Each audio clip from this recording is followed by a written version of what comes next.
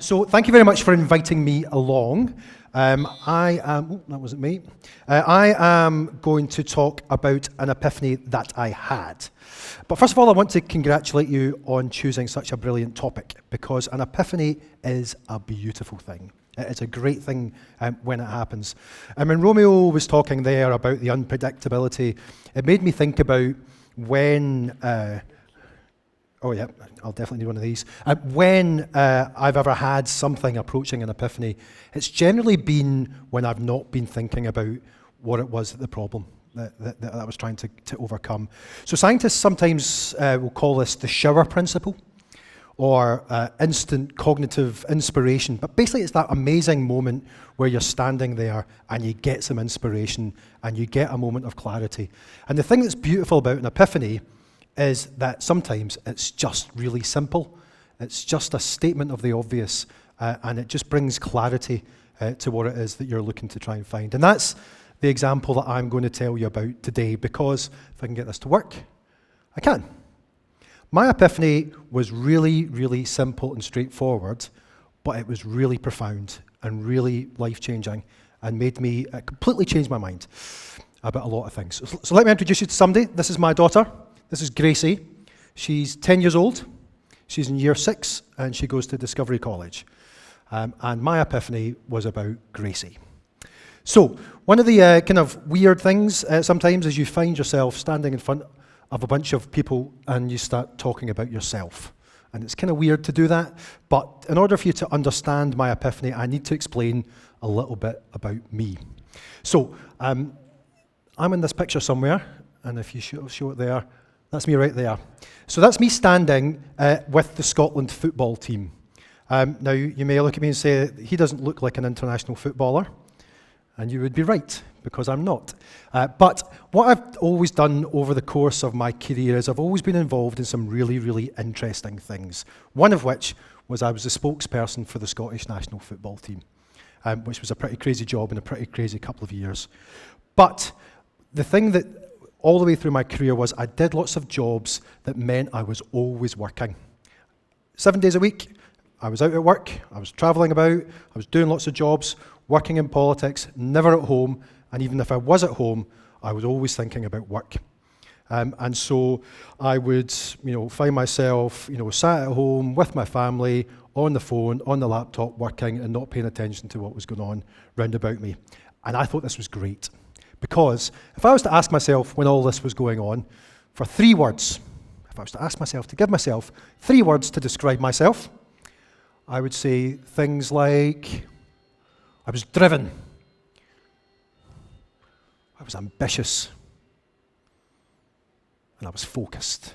All these really important words to make myself sound really impressive and give reason for me standing there in various places, but anywhere but being at home, or being at home and on my phone and on my laptop. I was doing this because I was ambitious, because I was driven, because I was focused. But I also like to run. And this is where the moment of epiphany comes along. I like to run. I'm not very fast, but I like to run long distances. And what happens when you run long distances, your brain starts to think about other things.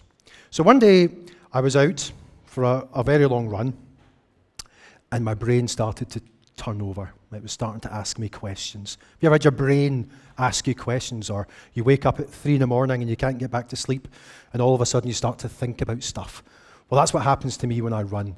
So I was running along, and I thought to myself, I wonder if I was to ask my wife or my daughter for 3 words, what would those 3 words be to describe me?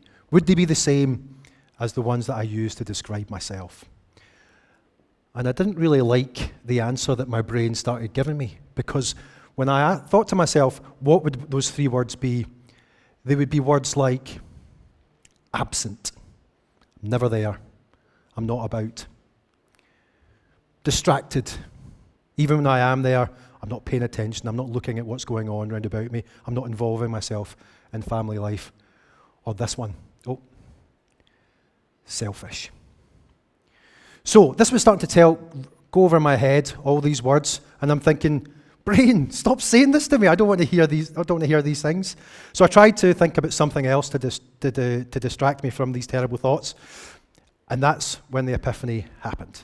Because what I started to do was I started to write a speech in my head. So a lot of the stuff that I do with my work is writing speeches. So I thought, I'll start writing a speech. What could I write a speech about? I know what I'll do. I'll write a speech that I'll deliver the day that my daughter gets married. Now, at that point, she was only 5. So I thought, right, I'll write this speech so I can have lots of time to practice and rehearse it. And that's what I started to do. So I started to write this speech in my head as I'm running along. And the first line of the speech was, I wasn't around very much when Gracie was growing up. And I couldn't think of anything else to say for the first line. And it made me stop running because it made me so angry with myself that was the first and only thing that I would be able to say on my daughter's wedding day. So I stopped and I had the epiphany, which is you only get one chance to be with the ones who matter most. That time only goes in one direction and that you never get a chance to go back and do all those things that you wanted to do. You never get a chance to say, well, I'll do that again, because by the time you want to do it, the time's gone. So what I actually was having was, in that moment of epiphany, was a realization that actually being happy and being with your family and being with your friends and doing good stuff and finding that balance between all the things that you have to do in your life and your career and also to make you happy is actually what really matters. And if you think back to my first slide, I said that my epiphany was about what matters most, and that's what matters most. It's this. It's about today being happy. It's about tomorrow being happy. It's about every day being happy, because happiness is the most important thing. All those other things, they are really, really important at the time, but if you're not happy, what is the point? So, my epiphany, simple. Remember we spoke about what an epiphany was?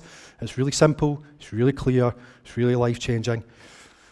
Mine was life-changing, because what I did the next day, and this is really reckless, and I don't want you to do this, but I woke up the next morning and I quit my job.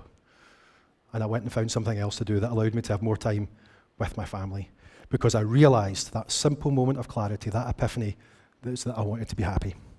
And that is my advice to you. That is my epiphany. Thank you very much for listening.